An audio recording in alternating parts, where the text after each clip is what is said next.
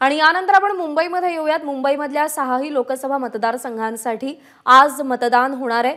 मुंबईचा किंग नेमका कोण हा प्रश्न आहे। आपले प्रतिनिधी अमेय राणे सध्या आपल्या सोबत आहेत दक्षिण मध्य मुंबई लोकसभा मतदारसंघातून।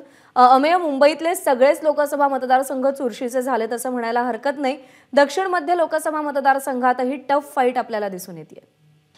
मुंबईच्या लढतीकडे खरं तर संपूर्ण देशाचं लक्ष आहे, कारण की पंतप्रधान मोदींसह शिवसेना आणि ठाकरे गट यांनीही खरं तर निवडणूक प्रतिष्ठेची बनवलेली आहे। त्यामुळे मुंबईच्या 6 पैकी 3 जागांवर थेट शिवसेना विरुद्ध शिवसेना म्हणजे शिवसेनेचे दोन्ही गट आमने-सामने आहेत असं चित्र आहे।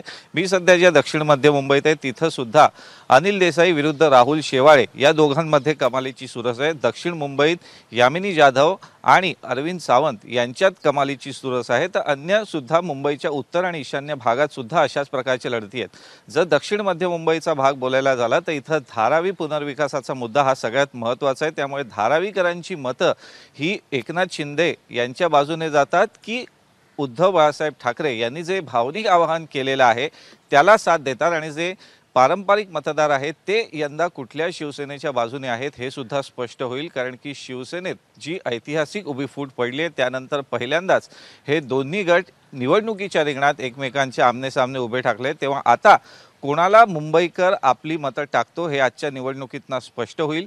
त्यानंतर आगामी विधानसभा आणि पुढच्या पालिका निवडणुकांची गणितं सुद्धा अवलंबून असतील। त्यामुळे मुंबईकडे सर्वांचं लक्ष आहे। एकीकडे राज ठाकरे यांनी महाराष्ट्र नवनिर्माण सेनेचा बिनशर्त पाठिंबा महायुती म्हणजेच भाजप आणि शिवसेना एकनाथ शिंदेंची याला दिलेला आहे। त्यामुळे तो फॅक्टर सुद्धा मतदारांच्या कितपत पसंतीस पडतोय किंवा मतदार त्या बाजूने कशा रीतीने पाहतायत हे सुद्धा पाहावं लागेल। त्यामुळे मुंबईच्या लढतीत आज संपूर्णपणे लक्ष राहणार आहे संपूर्ण देशाचं की मतदार कुणाकडे कौल देतात।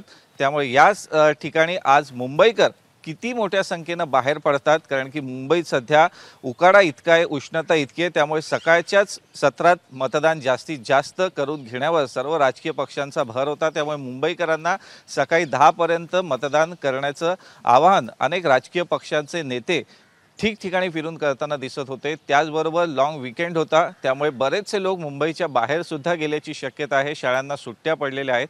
त्यामुळे कशा रीतीनं मुंबईतला मतदार आज लोकसभा निवडणुकीसाठी मतदानाकरता कितपत बाहेर येतो, मतदानाचा टक्का काय राहतो, यावरूनच पुढचा मतदानाचा जो 4 जूनचा निकाल आहे त्याची गणितं अवलंबून असतील। प्रज्ञा, अमेय, धन्यवाद दिलेल्या माहितीसाठी।